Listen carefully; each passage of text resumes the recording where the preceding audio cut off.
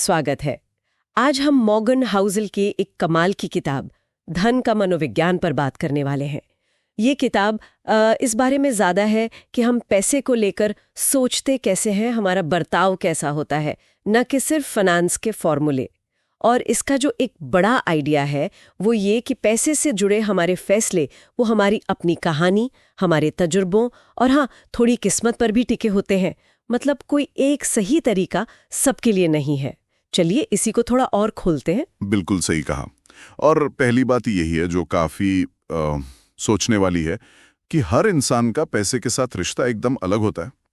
आप कहाँ पले बड़े, क्या देखा, क्या झेला, ये सब मिलकर आपकी सोच बनाता है।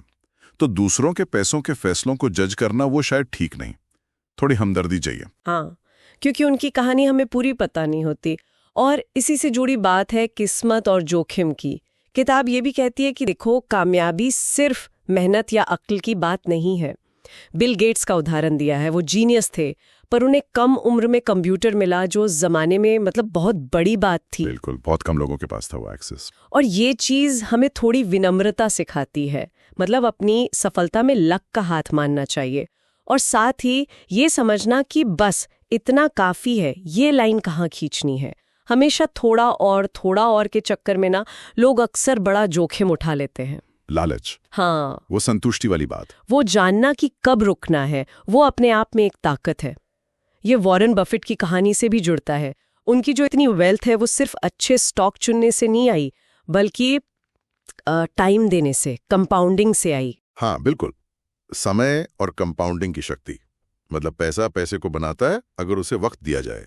उन्होंने बहुत जल्दी शुरू किया और फिर दशकों तक उसे चलने दिया। छोटी लगातार बढ़त ज्यादा मायने रखती है कभी कभी। सही। और यहाँ एक और बारीक बात है, पैसा कमाना एक स्किल है और उसे बचाए रखना वो बिल्कुल दूसरी स्किल है। कमाने के लिए शायद आपको हिम्मत चाहिए, थोड़ा रिस्क लेना पड़ता है, पर उसे टिकाए रखने के लिए विनम्रता चाहिए, थोड़ी सी कंजूसी शायद, और ये सोचना कि मुश्किल वक्त आ सकता है। हाँ, हमेशा अच्छे दिन नहीं रहते। तो एक तरह से सुरक्षा का मार्जिन रखना, जैसा किताब में कहा है, मतलब थोड़ी गुंजाइश रखना कि अगर चीजें गड़बड़ भी हों तो आप पूरी तरह डूब ना जाएं। एग्जैक्टली। और कई बार दौलत बनाए रखना कमाने से ज्यादा मुश्किल हो जाता है। इसी से जुड़ा एक और पॉइंट है, असली दौलत वो है जो दिखती नहीं, जैसे महंगी गाढ़ें, घड़ियां, ये सब तो दिखावा हो सकता है। अच्छा, हाँ, वो man in the car paradox. मतलब हम जब कोई शानदार कार देखते हैं तो हम सोचते हैं वाह क्या कार है, ये नहीं सोचते कि अरे वाह इसका मालिक कितना कूल होगा। हम चीज की तारीफ करते हैं, इंसान की नहीं। बिल्कुल, लोग चीज की प्रशंसा करते हैं। असली इज्जत शायद विनम्रता से या आपके काम से मिलती है, दिखावे से नहीं। और ये उस दौलत से आता है जो दिखती नहीं, आपकी सेविंग्स, आपके इन्वेस्टमेंट्स। और बचत करने के लिए ना कोई बहुत बड़ा गोल होना जरूरी नहीं है हर बार। बस यूं ही बचाना बिना किसी लक्ष्य के भी आपको भविष्य में फ्रीडम देता है, ऑप्शंस देता है।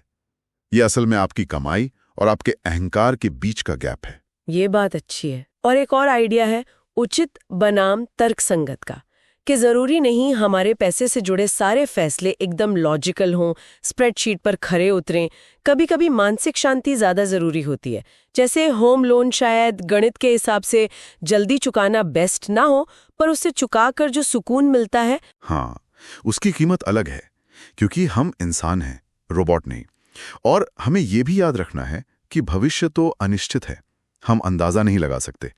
इतिहास देखें तो सबसे बड़े झटके, सबसे बड़े रिस्क वहीं से आए हैं जिनके बारे में किसी ने सोचा भी नहीं था। सही बात है, ब्लैक स्वॉन इवेंट्स जिसे कहते हैं। हाँ, तो अपनी प्लानिंग में ना थोड़ी गुंजाइश रखनी चाहिए गलतियों के लिए, और थोड़ा लचीलापन, क्योंकि हमारे अपने लक्ष्य भी तो बदलते रहते हैं समय के साथ। आज जो चाहिए जरूरी नहीं 10 साल बाद भी वही चाहिए हो। बिल्कुल। पॉगन सारी बातों को समेटें तो निचोड़ क्या निकलता है? शायद यही कि लगातार बचत करें, थोड़ा धैर्य रखें निवेश में, ये मानकर चलें कि कल का किसी को पता नहीं, और थोड़ी विनम्रता रखें।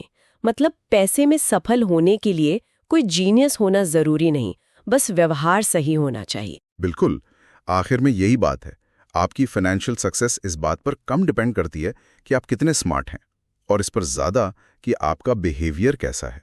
धैर्य, अनुशासन, लगातार कोशिश, शायद यही सबसे जरूरी चीजें हैं। और जाते जाते एक सवाल छोड़ जाते हैं सोचने के लिए। अगर पैसे से जुड़े हमारे फैसले इतने ज़्यादा हमारे व्यवहार पर, हमारी भावनाओं पर, हमारी अपनी निजी कहानी पर टिके हैं, तो क्या हम अपने फैसलों को बेहतर करने के लिए खुद के बर्ताव को, अपने मन को समझने पर उतना ध्यान दे रहे हैं जितना शायद हमें देना चाहिए?